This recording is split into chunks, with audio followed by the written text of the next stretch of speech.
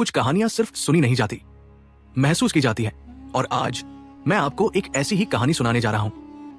दुनिया के सबसे पुराने और सबसे महान बलिदानों में से एक, गुड फ्राइडे। लगभग 2000 साल पहले एक व्यक्ति ने अपनी जान दे दी, इंसानियत के लिए, हमारे पापों के लिए। वो थे ईसा मसीह। उन्होंने सच्चाई बोली, प्यार सिखाया और उन लोगों को अपनाया जिन्हें दुनिया ने ठुकरा दिया था। लेकिन उस समय के धार्मिक नेताओं को यह सब बर्दाश्त नहीं था। ईसा मसीह कह रहे थे कि सच्चा ईश्वर मंदिरों और परंपराओं में नहीं, बल्कि प्रेम, क्षमा और सेवा में है। ये बातें उन धर्म गुरुओं की सत्ता को चुनौती दे रही थी।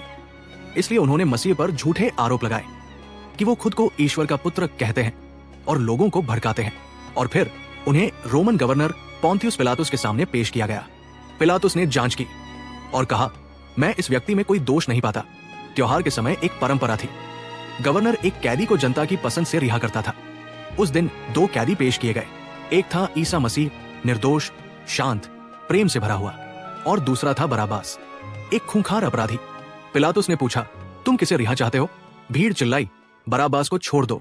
पिलातुस ने हैरानी से पूछा, तो इस इंसान के साथ क्या करूं जिसे मसीहा कहा जाता है? भीड़ और जोर से चिल्लाई, उसे क्रूस पर चढ़ाओ। लेकिन क्यों? एक निर्दोष को सूली पर क्यों?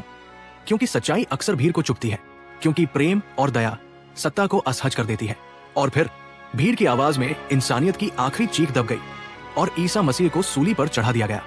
लेकिन कहानी यही खत्म नहीं होती। 3 दिन बाद, जब सबने उम्मीद छोड़ दी थी, कब्र खाली पाई गई, क्योंकि ईसा मसीह जी उठे थे।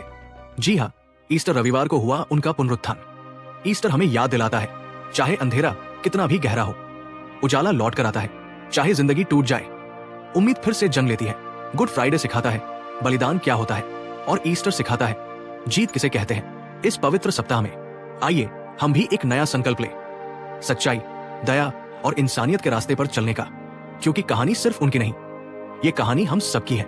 अगर ये कहानी आपके दिल को छू गई हो तो लाइक जरूर करें, और ऐसी ही भावनात्मक और सच्ची कहानियों के लिए चैनल को सब्सक्राइब करना न भूलें।